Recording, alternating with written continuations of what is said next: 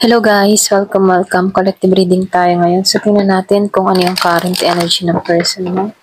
Thank you nga po pala sa mga nagsusubscribe, sa mga bumabalik. Maraming pong salamat. Start na tayo.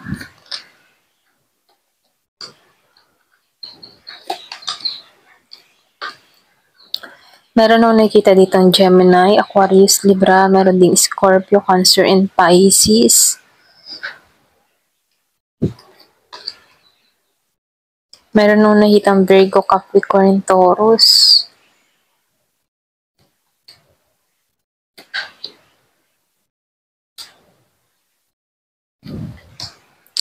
Meron ding Aries, Leo, Sagittarius.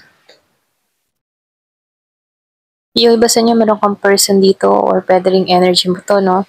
Meron akong nakikita ditong tao na andito siya sa moment na nagpapahinga siya. Hinahanap niya yung kapayapaan niya. Andito siya sa moment na nagre-recover, okay? Pwedeng nagre-recover sa sitwasyon, sa mga nararanasan niya, sa mga pinagdadaanan niya dito, okay? Kumbaga, itong tao na to, mas pinili niya dito yung kapahingahan, nagre-relax, or pwede rin sabihin na nasa healing process tong taong ito. So dito, ano lumalabas, yung iba sa inyo, meron kang kadiling dito na maraming option, okay? Or pwede rin sabihin, nagpapahinga muna itong tao na to sa'yo. Or pwede rin hindi ka muna nito pinagtutuunan ng pansin, ano? Yung iba sa inyo, mas nililibang ng tao na to yung sarili niya, okay? Merong paglilibang siyang ginagawa. So, meron akong nakikitang taong nililibang niya yung sarili niya dahil dito, okay? So, meron akong nakikita ditong tao na merong ginising or pwede rin sabihin na tauhan sa connection na to. So, meron akong nakikitang paggising. Unti-unti niyang natatagpuan muli yung sarili niya. So, yung iba sa inyo, more on giver ka. Or pwede rin meron kang tao dito na hinahanap-hanap niya yung pagiging mapagbigay dito. Kaya lang meron akong nakikitang umalis. Kumbaga, nakikitaan ko dito, meron ditong connection na hindi naging patas, okay? So, dito, meron kang person dito na unti-unti niyang hinahanap yung sarili niya or pwede rin sabihin nagkakaroon to ng recovery sa nangyayari. Kung ikaw nakaka-recover ka sa sitwasyon, ganun din tong tao na to. So, meron akong nakikitang tao na nagkakaroon ng realization, okay? Kumbaga, kiniklear niya yung mind niya dito sa nangyari sa inyo. Mas pinipili ng tao na to na pwedeng deadmahin yung nangyari sa inyo or pwede rin mas winawaksin ng tao na to yung nangyari, okay? Yung naganap sa inyo. So, nakikitaan ko dito. Yung iba sa inyo, kung ikaw, hindi mo to pinagtutuunan ng pansin, tinutulungan din ng tao na to yung sarili niya para makarecover din sa'yo, okay? So, meron akong nakikita ditong nakapokus sa kanyang stability. Yung iba sa inyo, pwedeng nagiging okay yung estado ng kaperahan or pwede rin meron kang kadiling na ganito. Mas pina-priority niya muna yung kanyang trabaho or pwede rin sabihin yung kanyang kita dito, no? So, nakikitaan ko dito, meron kang person na very curious, okay? Pwedeng iba sa inyo, kita ka ng tao na to na lumalago. Kaya meron din tong curious sa'yo, okay? Curious sa'yo kung paano mo nagagawa yung mga bagay kung paano ka nakakaraos, okay? Ito lang nakikita ko, merong curious sa'yo kung paano ka umuusad or kung paano ka umuunlad dito. So, tingin ng tao mo sa'yo na ikaw ay yung tipo ng tao na independent or pwede rin sabihin kita kanya ditong matapang, matatag na hindi ka sumusuko sa hamon ng buhay. So, nakikitaan ka ng tao na to na very independent, malakas ang loob. Kaya mong mag-isa, ganun. So, dito, no, nakikitaan ko dito, kung sa inyong dalawa, mas marami kang natutunan sa lesson na to, o sa connection na to, yan, excuse me, mas marami kang natutunan dito. Yung bang tipo na yung separation na nangyari sa inyong dalawa, mas marami kang napulot na aral, okay? Ito lang nakikita ko dun sa iba. Meron kang tao dito na hindi siya balanse, pwedeng marami siyang problemang kinakaharap dito. Feeling niya nasa ilalim siya, okay? Alam mo yun, yung sa gulong, okay? Ramdam niya yung ilalim, okay? Ramdam niya yung pinagdadaanan niya ngayon. Medyo nahihirapan to sa sitwasyon. Ito lang nakikita ko. Kumbaga hindi siya nagiging mapalad, hindi pumapabor sa kanya yung sistema, or pwede rin sabihin, ramdam ng tao na ito yung pagkawala mo, okay?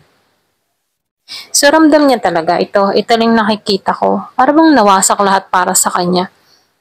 Yung iba sa inyo, nakikitaan ko dito, meron kang person dito na palaging atubili. Alam mo yung balisa or pwede rin sabihin, hindi mapakali.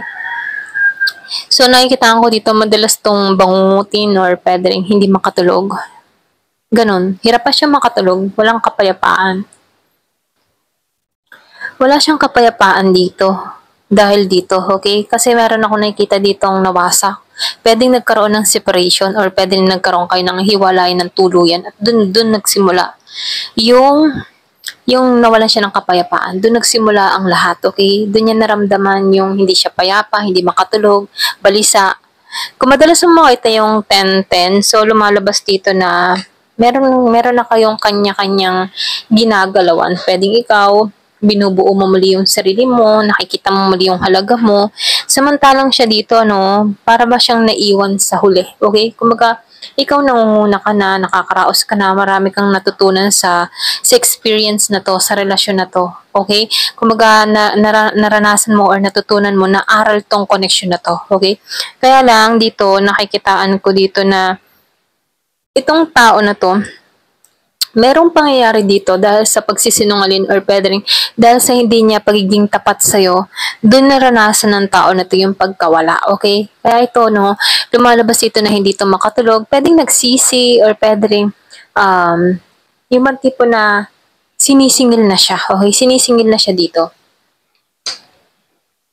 Ramdam ng tao na to yung kawalan mo, okay? So, nakikitaan ka ng tao na to na patuloy na lumalakas, ganon. Patuloy kang nangingibabaw or patuloy kang nagsisigasig, okay? So, kita ka ng tao na to na patuloy na umaangat, ganyan. Andun yung passion mo, andun yung katatagan mo, andun yung tapang mo. Kita ka niya na kaya mo makasurvive kahit marami mga pagsubok na humaharap sa'yo. At kita niya yun, okay? Sa bawat journey mo, okay? Nakita niya yung pagbabago sa'yo, okay? Kaya dito, yung iba sa inyo, mas pinili mong talikuran to. Kasi ayaw mo nang, yung buksan ng topic pa itong tao na to or buksan pa ng panibagong pahina sa inyong dalawa.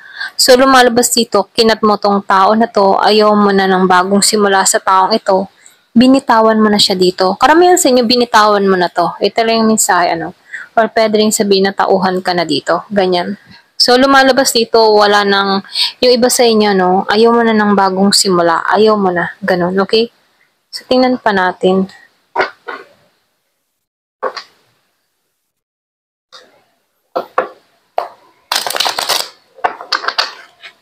Ano pa yung mensahe? Kasi lumalabas dito na ayaw mo na talaga. Ano yung mga kasunod pa niyang hakbang na gagawin? Kung sakasakali. Excuse me po.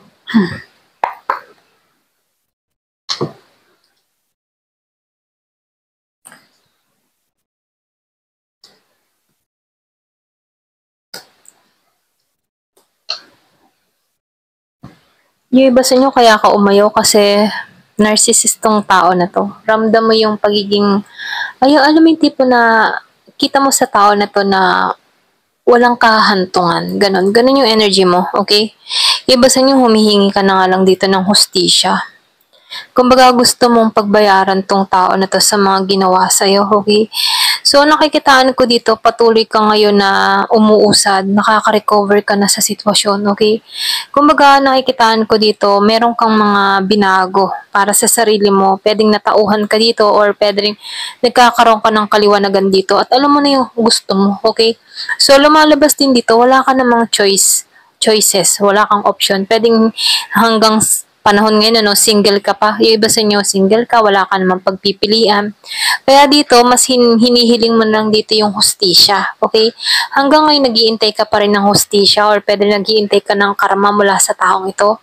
So, dito, lumalabas na meron kang person na hindi pa rin nagbabago. Meron tong mga kahiligan, bisyo, or pwede ring addiction. Meron ditong obsession, okay?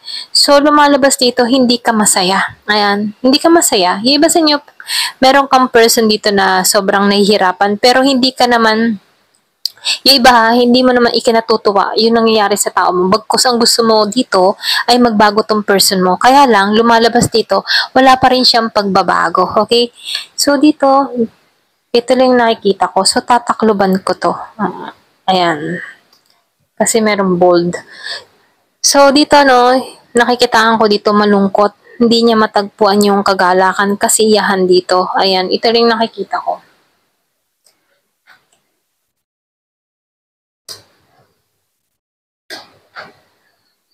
Yung iba sa inyo, namatay na rin yung pagmamahal mo dito. Ganon. Ito rin yung nakikita ko, no? Namatay na yung pagmamahal mo sa tao na to, or pwede rin wala ka nang nararamdaman sa kanya rito. Okay? Ayan, ito lang yung nakikita ko dito. So, dito, no, ramdam mo dito yung kawalan sa taong ito, or pwede rin sabihin hindi ka na masaya, hindi mo nakikitaan to ng future. Okay? Yung mga tipong natatakot ka para sa sarili mo na ilalagay mo yung sarili mo dito sa taong ito. Kasi meron to mga toxic behavior or meron to mga pag-uugali na ayaw mo. So, nararamdaman mo dito na hindi ka magtatagumpay sa tao na to. Okay? Kaya dito, no, mahabang panahon ka rin na-stuck dito. Yung pagmamahal na wala. Ito lang nakikita ko. Unting-unting nawawala yung pagmamahal, nawawalan ka na ng amor, or pwede rin nawawalan ka na ng pakialam dito sa tao na to. Ganon. Or pwede rin sabihin sa yung bang tipo na hindi kayo nag-iimikan, hindi kayo nag-iibuan, tumatabang yung relasyon na kung saan unti-unting nawawala yung damdamin sa bawat isa. Ganon. So, nakikitaan ko dito, no? Yung iba sa inyo, meron kang kadiling dito na hindi ka naging masaya nung nagsasama pa kayo.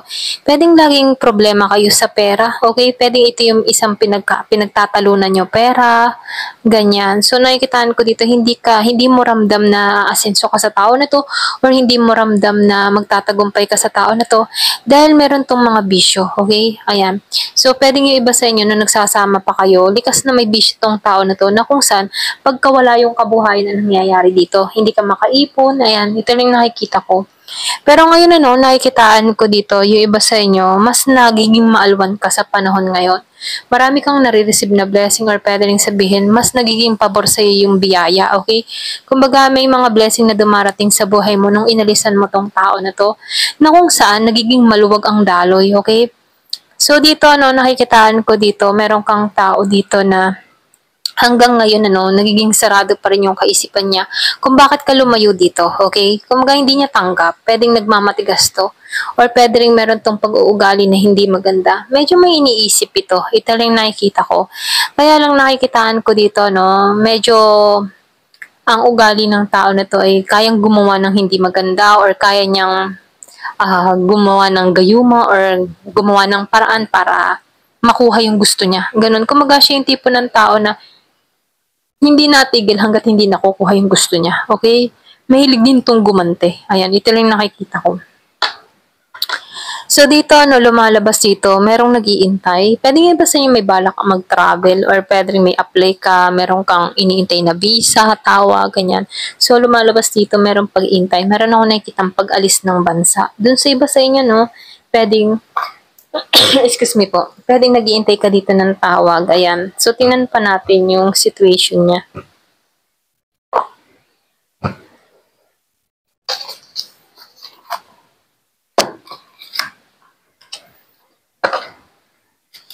Give me the message. Ano yung situation pa ng person mo? So, dito, meron kang person na mahilig magdrama. Okay? Mahilig siyang gumawa ng kwento para makuha lang yung iyong attention dito. So, marami kang nakita, or pwede rin marami kang proof mula sa taong ito, okay?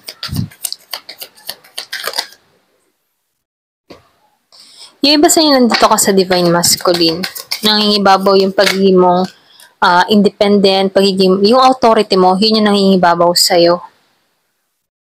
So, nakikitaan ko dito, pwede yung iba sa inyo, merong bago. May bago ka. May bagong parating. So, yung iba naman sa inyo, nagising ka, okay?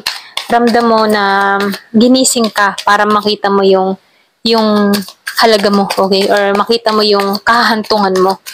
Or makita mo yung purpose mo, ganun. So, may paggising. Alam mo na kung saan yung destination mo, ganyan. So, meron akong nakitang taong na trigger. Pwedeng may mga kinakaharap na problema, may pagka-trigger na nangyayari, okay? Meron din nakafocus sa'yo, nakatingin, nakasubaybay, okay? So, yung iba sa inyo, merong inaasikaso legally, okay? Legal work, legal papers, mga ganyan. usaping legal. May deadline dito. So, lumalabas nauubusan na to ng oras. So, meron ka talagang obsession. Dito, nauubusan siya ng oras kasi unti-unti ka nang lumalayo or unti-unti ka nang kumakawala dito. Kumbaga, ang oras ay yung nahinto na para sa kanya.